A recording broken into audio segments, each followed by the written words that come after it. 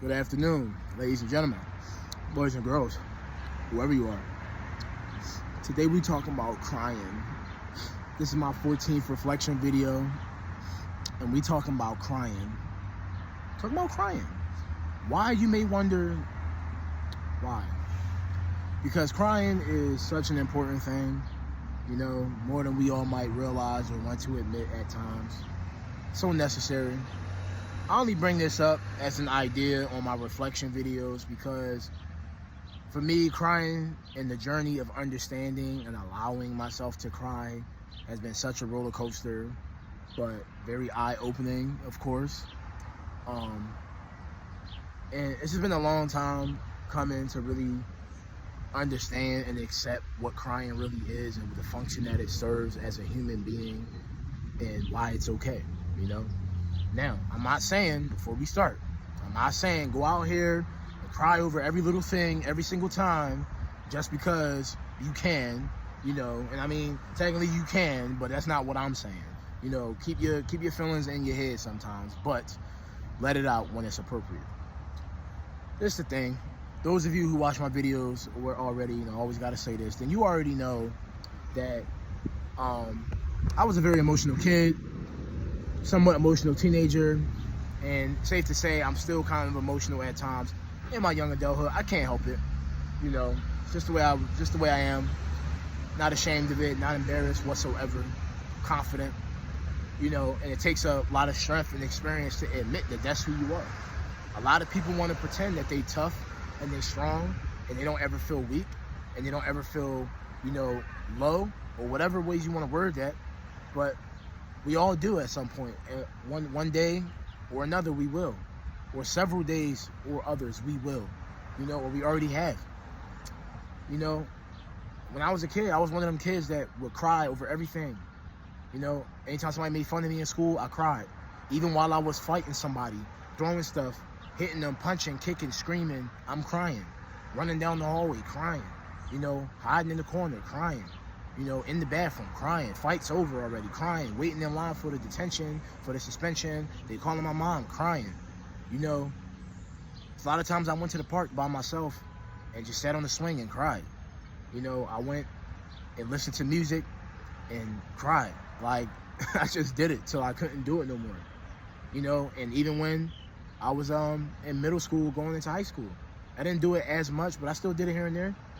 I cried, and a lot of time I didn't know what I was crying for, but it just happened. Of course, I felt like, now looking back on it, I'm like, damn, like I was really going through a lot. Damn, I really should have talked to somebody. Damn, I really did need therapy when I was a kid, and I'm happy that, I did go to school. Counselors or whatever did have me go at times because like I was really going through a lot. When I look back on it, I really wasn't processing things a lot, that well back then. Today's time, this year in 2024, I haven't cried over anything, really. Actually, matter of fact, no, I did. I was watching a documentary, and I did tear up a little bit over something, but we're not talking about that right now.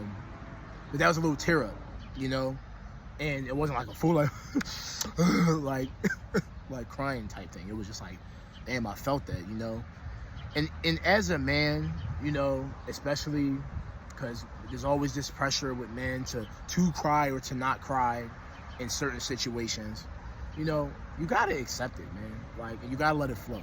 And I understand the whole concept of like, oh, you look like a punk, you look weak, this and that, you soft and all that.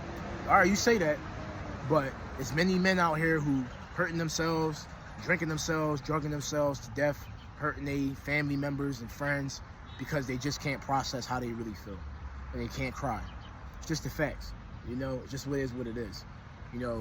People delete themselves off this earth because they don't know how to process how they feel. You understand? So you can't keep sitting here in your life and moving forward telling people they can't cry. That goes for men and women, but that's really for the men. This is the thing. Like, I had a moment last year in the summertime where I cried.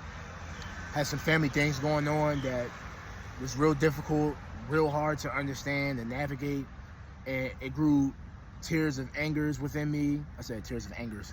Tears of anger within me, sadness, disappointment, disgust, you know, confusion. I cried, and I had a lot of tears rolling up, and of course I held some of it back, but my girlfriend, you know, now fiance, you know, was there with me, and you know, it was just like, you know, feeling sorry for me and feeling bad. You know, of course, you know, I'm not ashamed that I cried in front of her. Like, it's just like, damn, like, I'm really going through this and I'm really feeling this. Like, and you know, this was a situation that I didn't expect to happen and to get to me the way that it did. But that's what I said earlier. Like, you know, there's times when stuff just hits you and it gets to you and you tear up, you know. And I ain't saying go around and cry boo-hoo over every little thing every single time, but you gotta let yourself cry. You know, now that I know that crying releases chemicals in your body and your brain, you know, it's a release and it's a feedback when you let tears out. You know, when you're crying out of happiness and joy and excitement, you know, it increases the joy and the excitement and all that. When you are sad and depressed and you let it out, it's releasing that out. You know, it may not solve everything, it may not end everything, it may not, you know, be the release that you fully need, but it helps a lot, you know. Like I said, I don't know what I would have where I would have been if I didn't cry so much when I was a kid, if I didn't just let it out. You know, I didn't cry in front of my family, I didn't cry in front of my friends, but I sure as hell cried when I was alone. And sometimes I look back on that and it's sad and I regret it, but I also needed to get it out somehow, some way. So to keep this short, it's not gonna be a 10-15 minute video like normal. You know, you gotta cry, you gotta let it out, you gotta do what you gotta do, and be who you are, feel what you feel, you know, go through what you gotta go through. And that includes, you know, all the emotions and moods and crying through those moods and emotions, like I said. And to close this out, like, if you cry in front of someone or a group of people, you know, and the crying makes you feel like, damn, I shouldn't have cried in front of them. Oh, I feel like a punk, I feel weak, I feel like they didn't care and all that. Those people don't care about you, or, you know, they don't understand or whatnot. They just don't understand. And even when you explain it to them and they don't get it, and they still look at you some kind of way because you cry, or you still feel less than or weak because you cry, it's probably wasn't the best time to cry, or those probably weren't the right people to cry in front of. And it's really that simple, you know. But don't regret it. You let it out. You showed a moment of weakness. A lot of people aren't capable of doing that and moving forward and accepting that they showed weakness. I showed weakness many times. Every day I make a video and come on here and talk about my problems, I show weakness, and I don't care. I don't care what anybody who watches has to say. I don't care what any family or friends who come across it has to say. I'm me. I've been through what I've been through. I overcame what I overcame, and I'm still working on stuff, and you gotta be the same. You gotta go through the same journey, and you gotta allow yourself to be who you wanna be. And do what you gotta do to be a better person. And that's all I'm gonna say. Like, comment, share, you know, subscribe if you on YouTube, and all that, and watch for the next video. Live life. Thank you.